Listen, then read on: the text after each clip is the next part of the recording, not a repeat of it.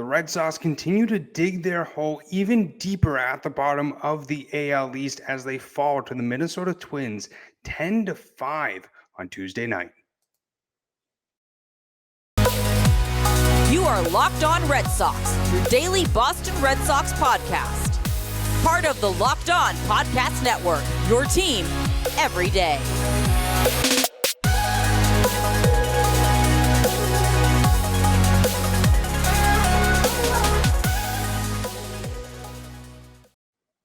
I want to welcome you back into the Locked On Red Sox podcast, and thank you so much for making Locked On Red Sox your first listen of every single day. I'm your host, Massachusetts Pirates team insider and WooSox production assistant, Jake Ignaszewski.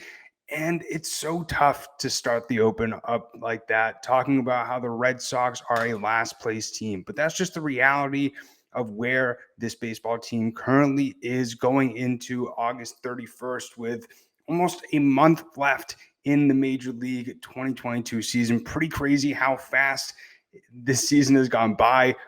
Been a lot of ups and downs. Been a very turbulent season for the Red Sox, not only with the injuries, with the blown saves, the different trades that we saw, the different possibilities and the question marks going into 2023. But, hopefully, as we start creeping up on, the last month of the season with September call-ups coming on Thursday, we'll start to get a little bit more of clarity on what potential players we could see on the Red Sox depth chart going into the 2023 season. But I'll talk a little bit more about that in our second segment.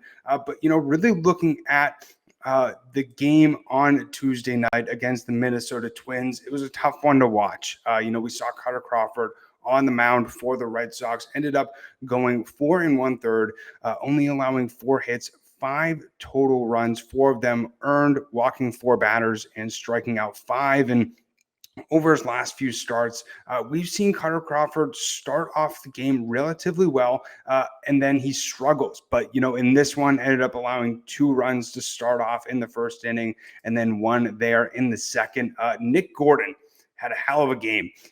Ended up doubling to help drive in 2 runs in that first inning. And then we saw Jake Cave homer to center field to put up the Minnesota Twins 3-0, as I mentioned, after the second inning. But overall, Nick Gordon ended up getting 6 RBIs, was 2 for 4 with a home run that was ultimately a grand slam. We'll get to that in a little bit. But Rafael Devers ended up hitting a sac fly to center field to drive in Alex Verdugo in the top of the 4th to make it 3-1.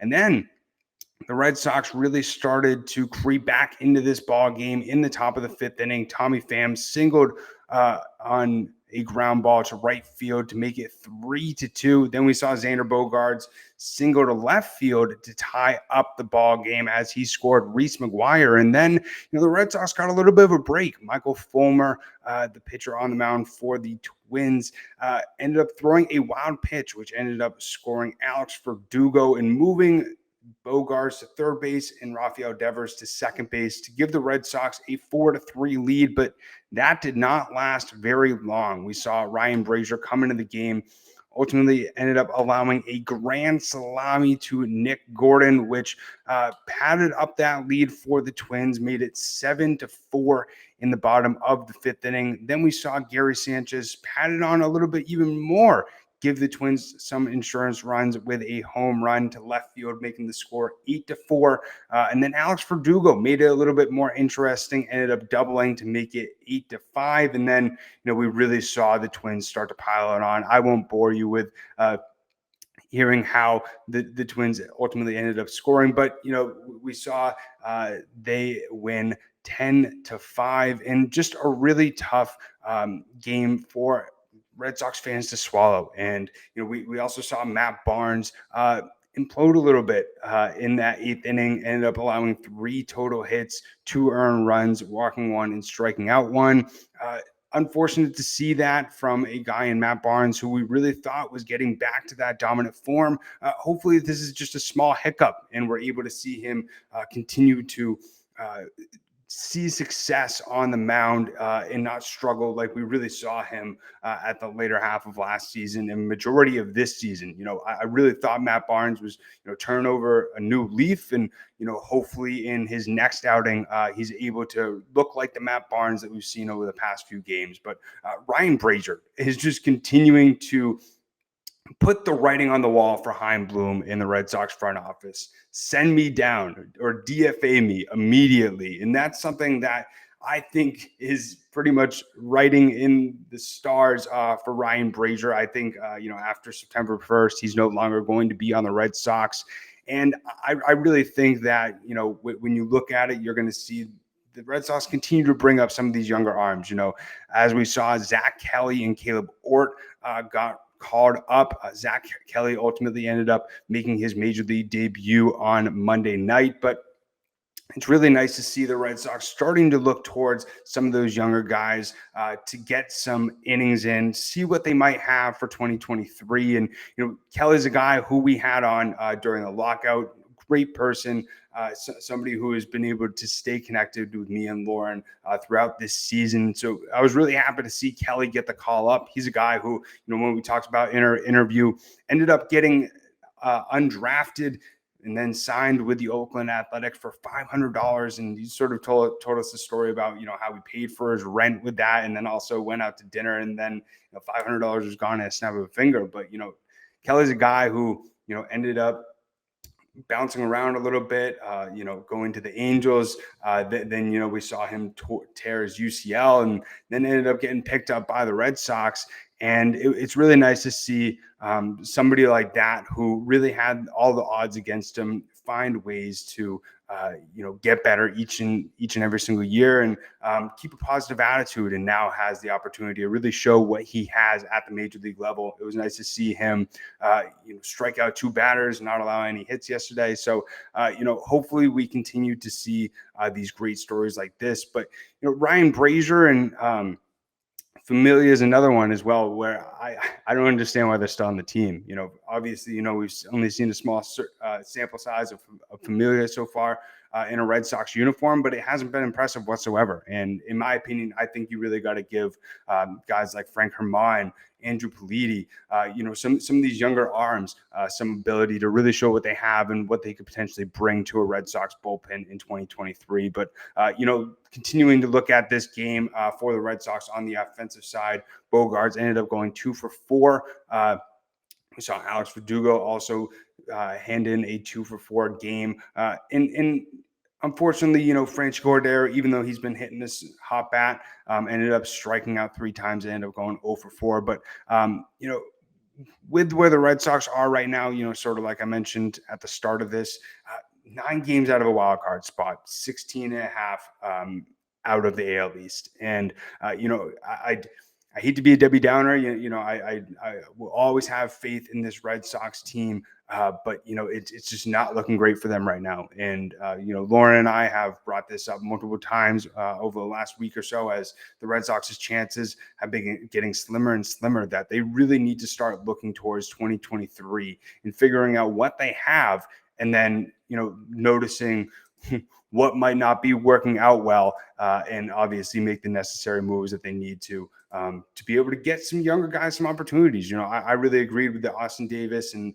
Hirosaku Sawamura getting DFA'd and giving some of the younger guys the opportunity. So, we'll talk a little bit more about who I think should really be called up. I've had the opportunity to be a media member throughout this WooSox season, and also been able to get a little bit of a closer look now that I currently work for the team. But, I've really only been able to see the home games, but, it gives me a great up close look on what future talent that the Red Sox currently have in their AAA affiliate over there in Worcester. But I'm also going to break down Bryan Mata's debut. I was working the game today, was able to see what he was able to do, even though the WooSox, allowed 14 runs. That it was a very small amount of that was Bryan Mata. But, I'll talk a little bit more about that in our second segment. But, even though, the Red Sox aren't playing great at the moment, you can still bet on them, and you can still place bets on player props, depending on, what guys are currently high. You can still make some money from this Red Sox team, and betonline.net is your number one source to do just that. And they are your number one source for all your pro and college football betting needs and sports info this season. You can find all the latest football league developments, game matchups, news, and podcasts, including this year's opening week games. BetOnline is also your continued source for your sports wagering information and the fastest and easiest way to check in on all your favorite sports, including MLB, MMA, boxing, and golf. Head over to the website today or use your mobile device to learn more about the trends and action. BetOnline, where the game starts. So as I mentioned, the Red Sox really need to start looking towards the future and really need to start figuring out what guys could potentially make an immediate impact, not only this season to, help them give the front office a little bit of a glimpse of what the Red Sox currently have coming up through their system. And we've really heard, a few names be brought up a lot. Tristan Casas is obviously one of them. And, we've seen, especially with Eric Hosmer out and, Franchy Cordero, really giving, some good performances there, some good performances here, or some bad performances here, some bad defensive plays. There's a lot of outcries for Tristan Casas to get the call up. And, in August so far, we've seen him hit 329. And then with 2 home runs. And, he's really done a great job to add to his great season, even though he did miss 2 to 3 months with an ankle injury. During his return, we've really seen him do a great job of finding ways to get on base, extending his on-base streak, I believe, to 16 games tonight. And he's really done a good job to really focus on mainly getting on base, whether it's through walks or, single, double, or just a hit. And not really focusing on, those big hits of the home runs. Even though we see a big-bodied first baseman, and, the first thing that comes to our mind is a 30 home run hitter. Tristan Casas, when I've spoke to him in the past, he's looking to be on base consistently, but also, is able to sneak in some power here or there. And we saw some awards come out today from the league managers, from the AAA league managers, And, Tristan Casas was voted the best defensive first baseman, which is great to not only have a great hitter in your system coming up for that first base position, but also really nice to be able to have some reliability over there, especially defensively, with how inconsistent we've seen the defense at first base be for the Red Sox throughout this season, given, the examples that we've seen with Bobby Dalbec, Franchy Cordero, and it's been really nice to have, a reliable first baseman like Eric Hosmer over the last less than month or so. But the Red Sox will definitely look to get Casas up. I think at the end of the season, time will tell, and we'll see in the next coming days. But definitely in the next season, I think we'll see Tristan Casas playing at Fenway Park. Whether he platoons with Eric Hosmer, or we don't even know if Hosmer's going to try and test out free agency or not. But it's been really nice to see Tristan Casas continue to develop his bat. And another guy who's been really hitting the cover off the baseball as well is Connor Wong. We heard of him last season being such a key guy for the Red Sox future at that catching position. Really good defensive catcher, somebody who also is very aware of what is happening in the game. We've heard, Nathan Eovaldi and Chris Sale praise the way that he calls games and his catching ability.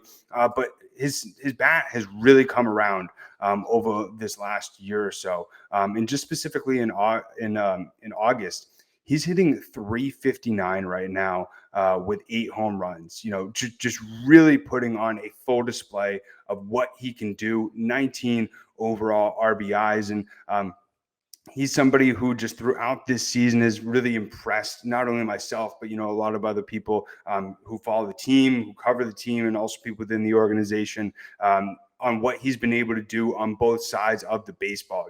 We've also seen that he does have the ability to play second and third base. We had Chad Tracy hinted at it a little bit, that he was going to give Connor Wong some time at second base, but be curious to see if, he does get that opportunity. He's mainly been sticking back there at the catching position. So I think the Red Sox will really want to give him a look. He's been able to have the opportunity to be caught up throughout this season due to injuries, but I think he is definitely the future option at that backup position for the Red Sox. I don't think, he's a starter. If the Red Sox want to continue with Reese McGuire and, not get anybody in the offseason and have it be a Reese McGuire and Connor Wong sort of situation in that backstop, I'd definitely be very pleased with that. And, you've also heard me talk a lot about some other arms as well, like Frank Herman. It'll be really interesting to see sort of which direction the Red Sox really go in with these September call-ups. But also a little bit looking at sort of what the league managers voted on today as well for AAA. Bryan was voted the best pitching prospect in AAA and also the best changeup. And we saw that on full display on Monday night when he was striking out batters left and right and really making the batters look silly with that changeup. And last thing before, we go into our third and final segment of the Locked On Red Sox podcast, I wanted to sort of recap Bryan Mata's AAA debut. Mata's a guy who, Lauren and I talked about it in one of our previous episodes last week. He ended up just recovering from Tommy John surgery, did a really nice job in AA over, I believe it was 35 innings. He held batters to a 202 batting average. And, we saw some good talent on the mound by Mata today in 3 innings that he pitched. As I mentioned, even though the WooSox allowed 14 total runs, Mata only accounted for 1 of those runs. He ended up surrendering 2 hits, 1 earned run, like I mentioned, had some control issues. You saw a few times he would get up on the batter 0-2, and then he would throw 4 straight balls, or the batter would find a way to extend the up at bat with foul balls, and he just wasn't able to locate his pitches some of the times. And so we saw him surrender 4 walks, and that's probably one of the biggest things that I would say that Mata just needs to work on going into his next start, being able to pinpoint his pitches a little bit more, being able to have control a little bit better, and not fall behind on some of these hitters. We've talked about sort of the competitive difference from AA to AAA, even AAA to the majors, but AA to AAA, obviously the batters are going to be a lot more smart. And so Mata really needs to take that into account going into his next start. We also saw a guy like Tyler Danish, who just recently came back from injury, really struggle in this game for the WooSox on Tuesday night, ended up allowing 5 total hits, 4 earned runs, and 1 inning of work. And then Last update from the AAA team, Jaren Duran, we saw him get demoted just a few days ago after Trevor Story was activated. And we heard Alex Cora really talk about that he wants Duran to focus less on hitting for power and more on getting on base. Struggled with that a little bit, ended up going 1 for 5 on Tuesday night, also struck out as well. But I'm very curious to see some of the moves that the Red Sox do make going into the September call-ups, as well as some guys that we see get called up from Portland to AAA as well. There's a lot of exciting guys in this Red Sox current farm system, even though the major league team might not be putting up the amount of wins that Red Sox fans really want to see. But there's a lot of good stuff to get excited about for this Red Sox future. But going into our last and final segment of the Locked On Red Sox podcast, wanted to do a little bit of a mental health minute.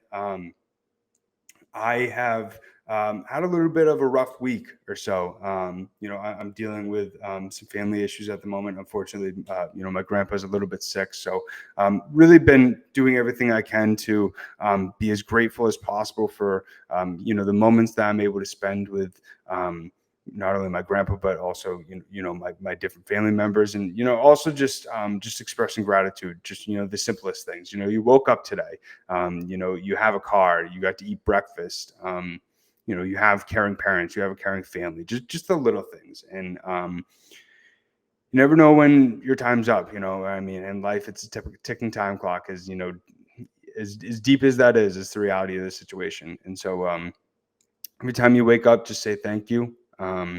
and be grateful for every second that you have on this journey that we call life. But as always, greatly appreciate everybody tuning into the Locked On Red Sox podcast. I love talking about the Sox, but I also love giving those little simple reminders of just being grateful for this amazing life that we are living on, in this great journey that we're living on. But if you have not yet, make sure to follow Locked On Red Sox on Twitter. It's LO_Red Sox. Also myself, it's at Jake Iggy. And also my co-host Lauren, it's at La 3 Laws, Lauren with 4 R's. But we greatly appreciate everybody making Locked On Red Sox your first listen of every single day. Now make your second listen and go and check out the Ultimate Pro Football Preview 2022. This is an 8-episode extravaganza to get you ready for the NFL season. The local team experts of the Locked On Podcast Network, plus a betting angle from Lee Sterling of Locked On Bets, all combining into one ultimate NFL preview.